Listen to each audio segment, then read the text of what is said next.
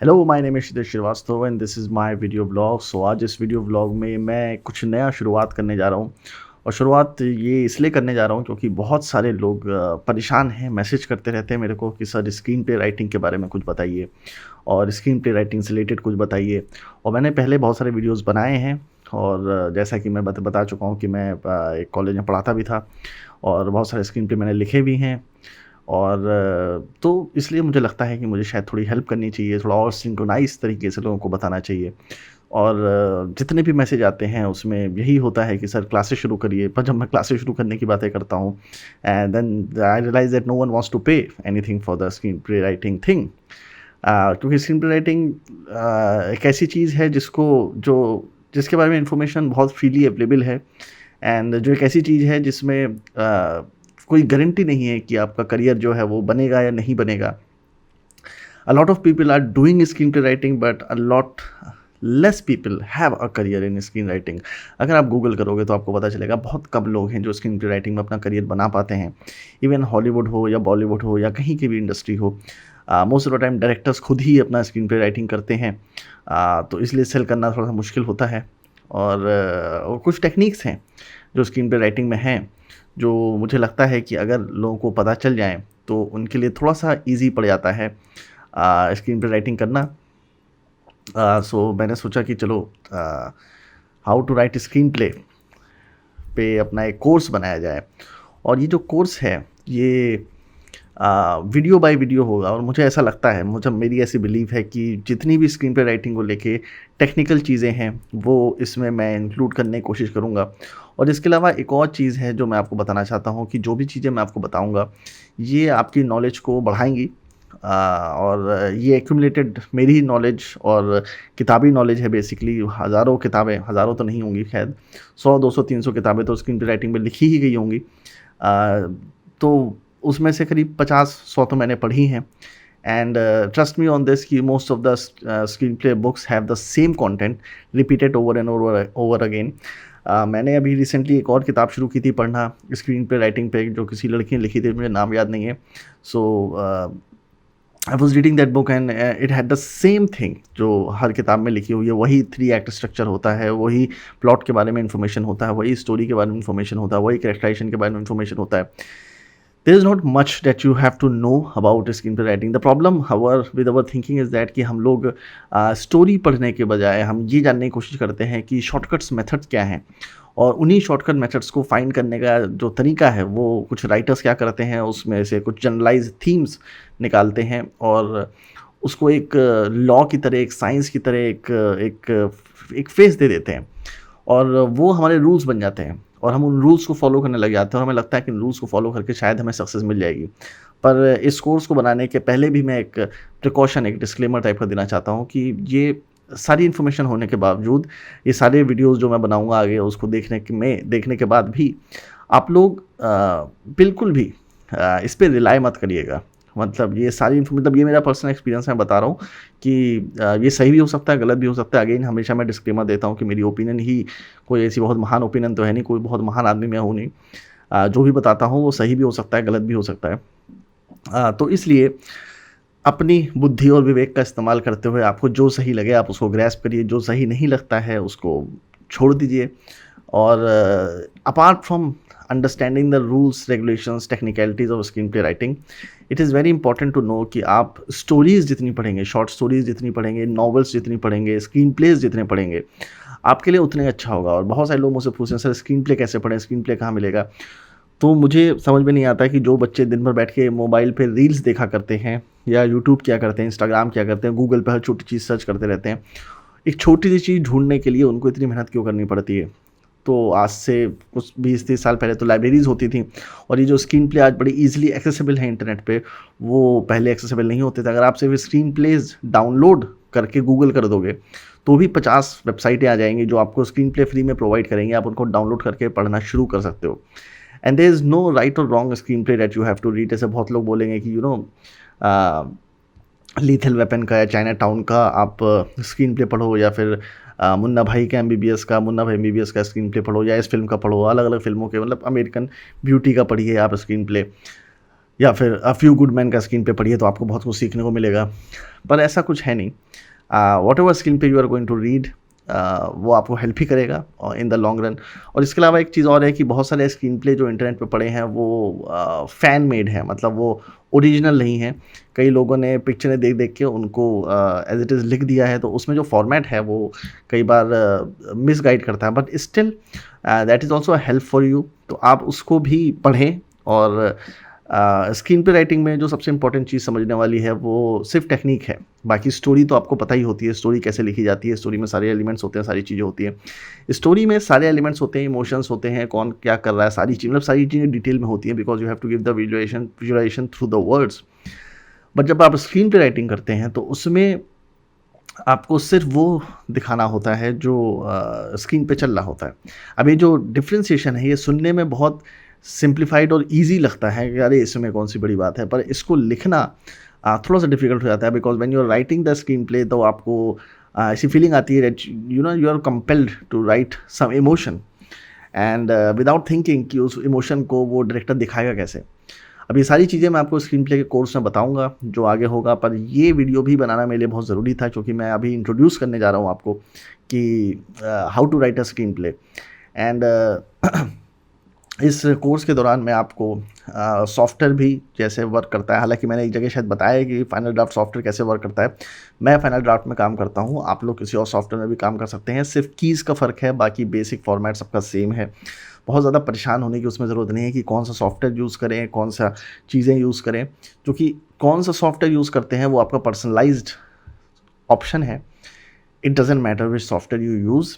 अगर आप Microsoft word भी यूज़ करते हैं तो भी कम्प्लीटली फ़ाइन है, उसमें थोड़ी मेहनत ज़्यादा पड़ जाती है, इसीलिए ये सिंप्लीफाइड सॉफ्टवेयर बनाया है जिसमें कोडिंग ऐसी है कि आप ईजिली पेरेंथेटिकल का या फिर ट्रांजिशन का या फिर कैरेक्टर्स का या फिर डायलॉग्स को सही फॉर्मेट में लेके आ जाते हैं, सही जगह पे लेके आ जाते हैं, जो माइक्रोसॉफ्ट वर्ड में करना थोड़ा सा मुश्किल हो जाता है।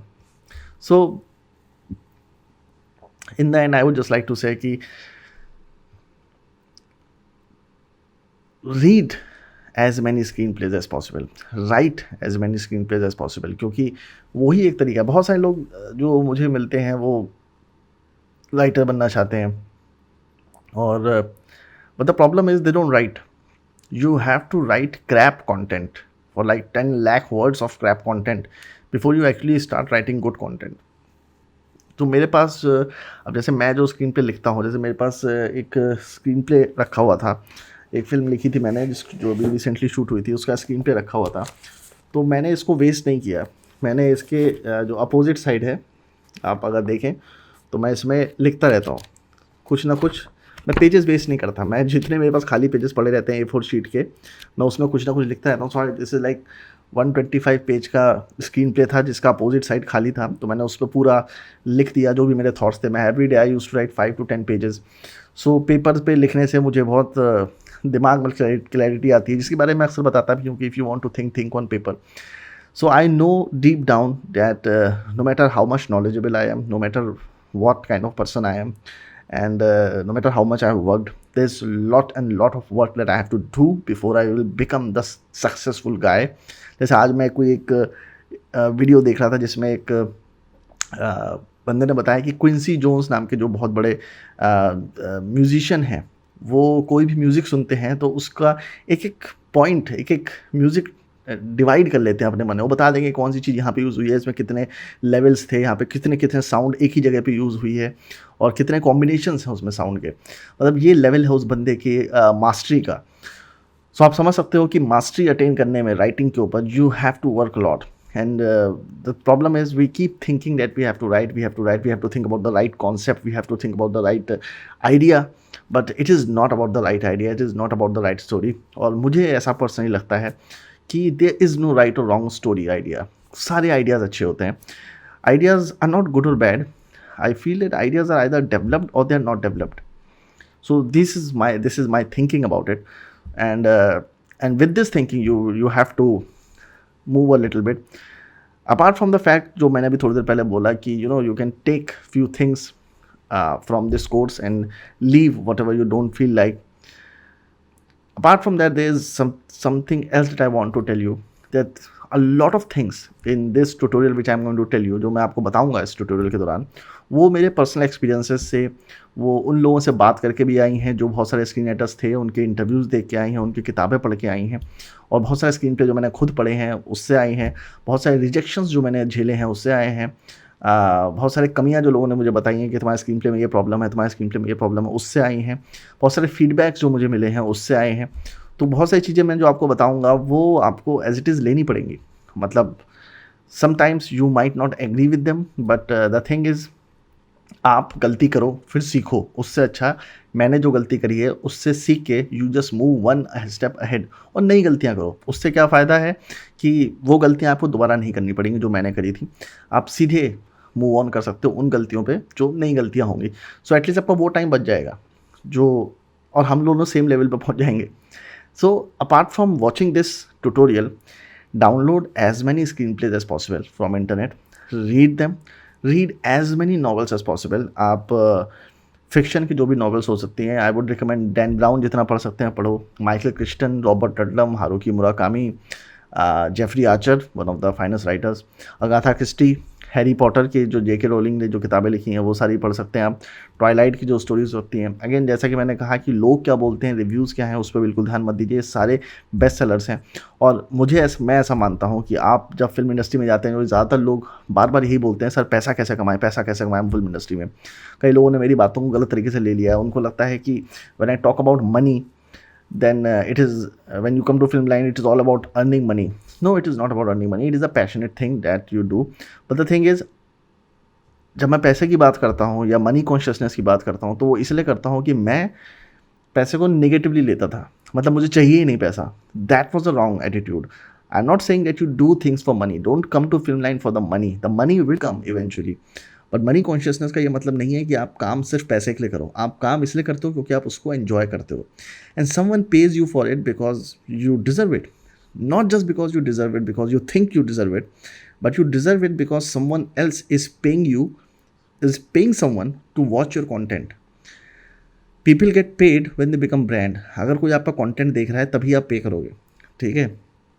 अगर आज मेरे चैनल पे इतने व्यूज़ नहीं हैं, इतने पैसे नहीं आते उसके पीछे कुछ कारण हैं। वो कारण ये है कि मैं उतना ज़्यादा वीडियोस पे एफर्ट नहीं करता हूँ जितना मुझे करना चाहिए। मुझे पता है मुझे और एफर्ट करना चाहिए, वीडियोस डालूँ, एडिट करूँ, ये करूँ, साउंड इफेक्ट्स डालूँ, ऐसा करूँ जो लोग नॉर्मली करते हैं। मैं वैसा कुछ नहीं करता हूँ अभी, और मैंने कुछ डिसाइड कर रखे हैं क्योंकि अभी मेरे पास बहुत सारे दूसरे काम रहते हैं कि मैं पूरा दिन एक वीडियो को एडिट करने में नहीं लगा सकता।